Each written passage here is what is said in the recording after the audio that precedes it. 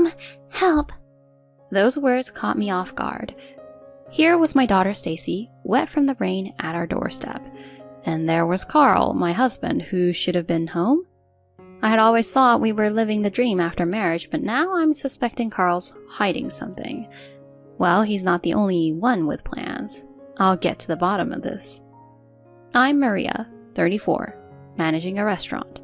I met Carl when he dined at my place, and we tied the knot when I was 25. Fast forward to now, and we're a family of 3, with Stacy, who's 7. Carl's job at a major company treats us pretty well, from dinners out, vacations, to even buying a house once our daughter arrived. It seemed like we were living the good life. But that perception changed one particular day. My restaurant gig often means working weekends and holidays. Carl would step in, looking after Stacy and whipping up simple meals. I had peace of mind heading to work. Then came that one Saturday post-summer break. A big storm was brewing, and I anticipated a quiet day at the restaurant. With delays in public transport and few patrons showing up, I thought of my staff's safety and decided to wrap up early. Heading home was challenging with the rain pelting down and gusty winds. Our home is located in a quiet residential area, about 20 minutes away by car. It's a house we renovated with great care. Whenever I see the lights of our home, I always feel relieved. But this time, it was different. Finding Stacy drenched outside was a shocker. "Stacy!" When I shouted out to her, she looked up. "Mom, help!" I rushed to her, leaving behind my umbrella and bag. "What happened? Why are you out here?" She clung to me and said, "I went out the door and got locked out." Our door auto-locks, and she couldn't recall the code. But still, "Where's Dad? He should be here, right? What on earth is he doing?" I felt anger rising. "After eating lunch, I got sleepy and took a nap. When I woke up, Dad was gone. I thought he might be outside, so I stepped out, but the door locked behind me." What's going on? First things first, I got Stacy cleaned up and both of us warmed up with cocoa. Carl was still MIA. His shoes weren't at the entrance, so he's probably out. Did Dad say he was going somewhere? "No, he didn't say anything. He was just gone when I woke up." This is taking too long for just a shopping trip. I called his cell. "Hello? What?" Surprisingly, he answered immediately. Holding back my frustration, I calmly asked, "Where are you right now?" "Huh? Where? I'm at home with Stacy. Why?" His response left me momentarily confused. He was definitely not telling the truth. But why? Is there something he's not sharing? "What happened? Did something come up?" I really wanted to ask him that very question, but I held back and instead said, I might be running late today. Is Stacy doing okay?" "She was sleeping when I checked. Oh yeah, she's good. I've got everything under control." Something felt off. I made up my mind. "Okay, thanks for looking out for her." "Alright, take care." I opted to take Stacy to my mother-in-law Karen's house. It's just a short walk from ours. We often rely on her, especially since my own family is far away. She's been living alone since her husband passed a few years back and always enjoys our visits. With my husband at work and Stacy out of school, Karen's been our go-to for childcare, especially this summer. Despite my impromptu call, she kindly offered to whip up dinner. Karen's years working at a diner made her a fabulous cook. I've always been a fan, especially as a fellow restaurant worker. The storm has subsided by the time Stacy and I headed out. Upon our arrival, Karen jumped right in. "Maria, what's going on? What happened?" I was momentarily taken aback. "Huh?" I first thought she was referencing the earlier events, but she seemed to hint at something else. "Carl popped by earlier in a hurry asking to borrow money." "What?" "He said it was urgent and he'd fill me in later, then dashed off." "He did?" "You and Stacy are okay, right?" "We're both fine." "Were you aware he needed money?" "I had no clue. How much did he borrow?" "I gave him $3,400. $3,400? That's a significant amount. I know he has savings. What could have gone wrong? Borrowing from her, even after dipping into his savings, indicates something major. Could it be? Karen trailed off, looking worried. What are you thinking? Did you spot anything unusual about my son recently? Actually, that's precisely why I'm here. I filled her in on the recent events. When I got off work early, I found our daughter outside in the rain and my husband nowhere in sight.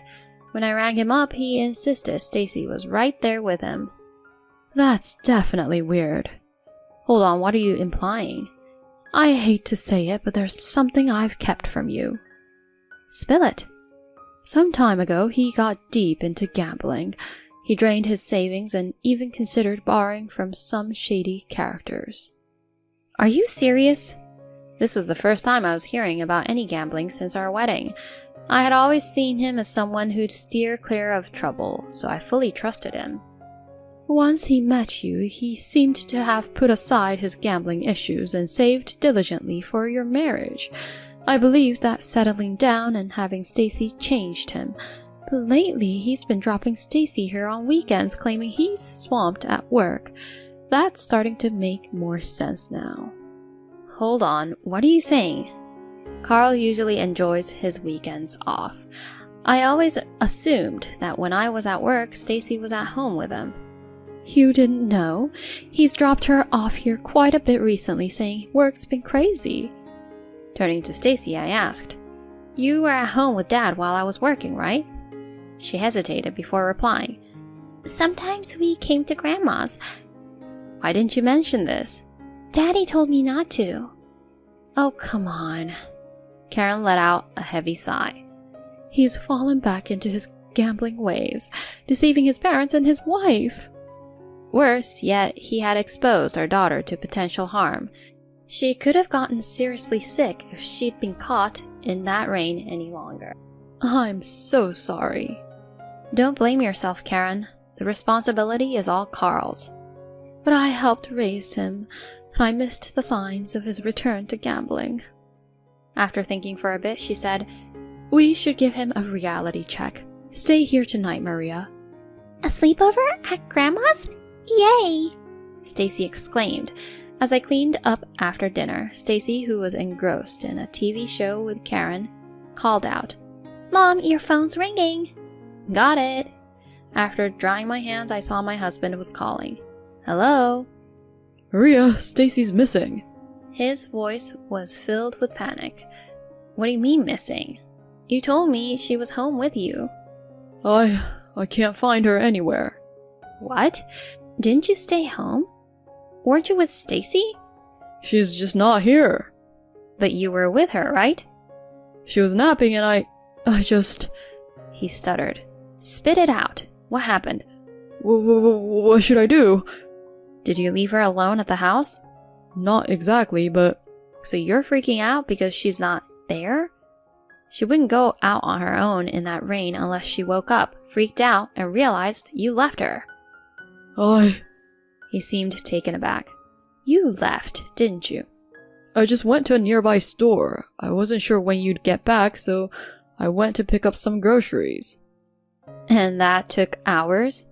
No, just 10, maybe 20 minutes. Are you aware of how long Stacy was waiting outside in the rain? What? She was stuck outside during the downpour. That could have ended horribly. Wait, what? His voice was incredibly loud. What are you talking about? I closed my restaurant early because of the storm. When I got home, you were gone and Stacy was drenched, huddled by the front door. I had no idea. How long ago do you think that was? Just head to the hospital now. Hospital? Is Stacy there? If she had gotten seriously ill, it would have been on you. I'm on my way, but can you lend me some money for a cab? Seriously? Don't you have that much on you? I lost my wallet. It was clear he was just spinning more lies. If you lost your wallet, you wouldn't have been able to get in the house. Your card key is always in there. I used the PIN, but... You've always said you didn't want to bother with a PIN. Ugh. Just own up to it. You were broke, right? I had some unexpected bills. What unexpected bills? I had to get some stuff. Where's the hospital? I gave him Karen's address and ended the call. I smirked, imagining his confused expression. He showed up quickly, out of breath. Stacy, is she alright? She's over there. I pointed to the bathroom and she gave a little wave while brushing her teeth. Oh, hi, Daddy. Where were you? Were you at work? When I confronted my husband about it, his response was, You set me up. Set up? Who's been playing who? I snapped back, waiting for Karen to escort Stacy to bed. When did you even start? Start what? Gambling. Ugh. Lying won't help you now. Fine, so what if I did? You think this is okay? Spending our savings, lying to your own mother to borrow money? Can you even pay her back? He then suddenly snapped. What's the big deal? I just lost today, but usually I win. All those nice dinners, trips. You, enjoyed them, didn't you? Those were all from your gambling wins? Yeah, and you benefited too. I don't see why you're so upset now. So you've been doing this for years now. All these years of lies. I just didn't think I needed to tell you. I wouldn't mind if you had a hobby outside of work, but gambling to the point where you lie, borrow money, and put our child in danger? That's unacceptable. His dismissive attitude frustrated me even more. As we continued our argument, Karen handed him a document. Carl, sign this. What? His face went white. Are we really taking divorce over a little gambling? I had filled them out earlier. She could have died. But she just got wet from the rain. But if Maria hadn't come home, she could have been out there for hours. Do you get that? I didn't think she'd be outside. The problem is you left the house for hours while she was asleep. I didn't mean to. If you can't look out for our child, maybe it's best if you split up with Maria. What? While he muttered something, Karen firmly handed him the divorce papers to sign.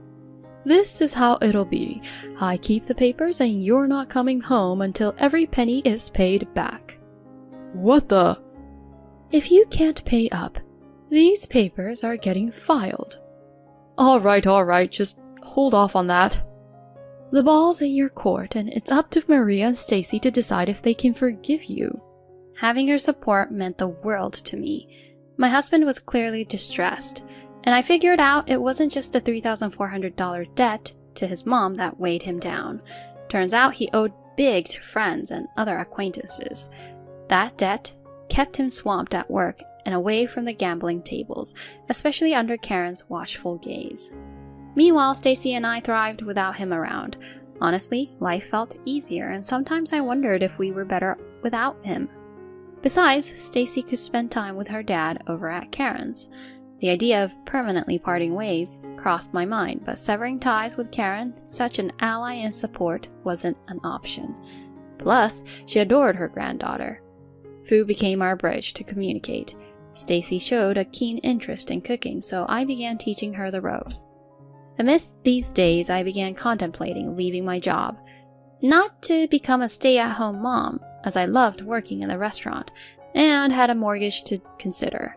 Instead, I dreamt of opening my own small cafe. Our house, spacious with a beautiful garden, seemed ideal. I thought about converting part of it into a cafe.